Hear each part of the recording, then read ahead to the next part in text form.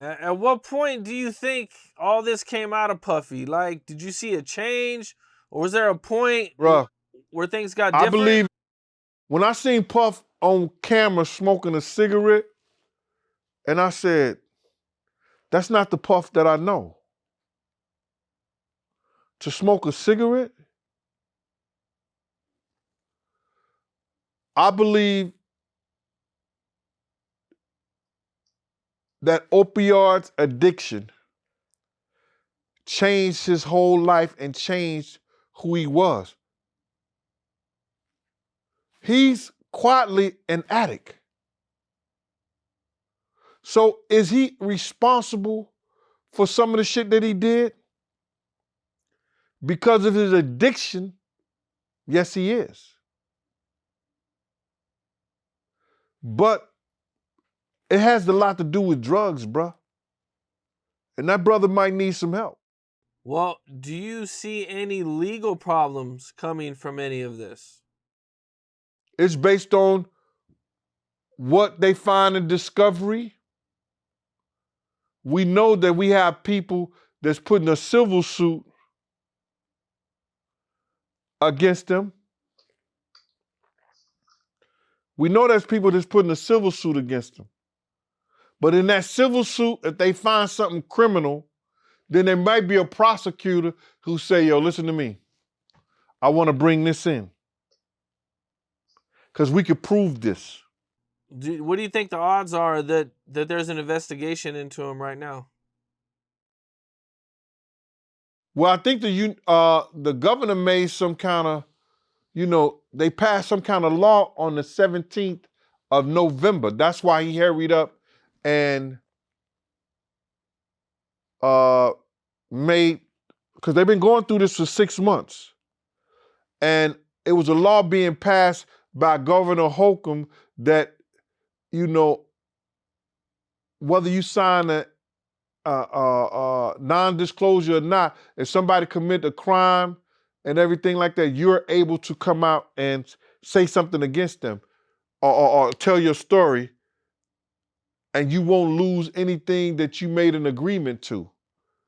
So they passed that law, I think, on November the 17th. So he hurried up and made a settlement so we don't learn the other 32 things that Cassie had in the lawsuit. She had like 60 different things in the lawsuit. They cut it down to 38. So now we're looking at the fact that if a prosecutor come in, and even in Cassie's case, if they could find anything that's criminal that they could bring against him, they can. That trafficking was criminal.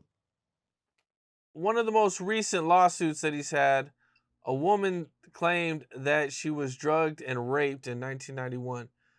Was there ever any time where you seen some women who looked like they might have been drugged or they might have been on drugs?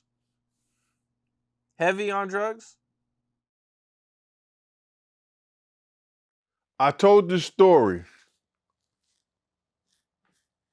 They had gave a party on New Year's Eve at Madam C.J. Walker's house, right, in her mansion. And I had my girl, her friend, and it was a big party, New Year's Eve party. I went looking for my girl, and I couldn't find her nowhere. She was crazy. And I'm going in bathrooms, I'm knocking down doors, I'm going through every door in the house, opening doors, people in there,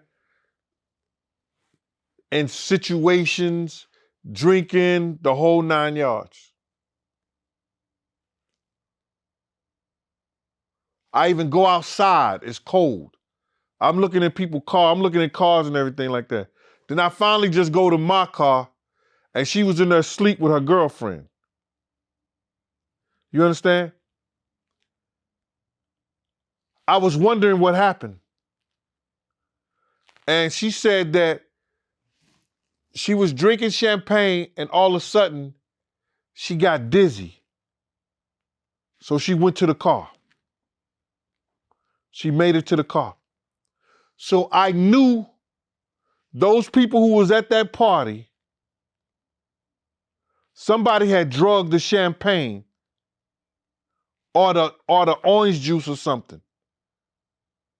Cause my girl was in the car asleep. Her and her girlfriend, knocked out. And they hadn't been at the party for an hour or two. So it's a possibility that that happens a lot, that happen to people. What's up? This is Cam Capone. We got more content like this coming soon, so hit that like button, subscribe, and stay locked in to Cam Capone News.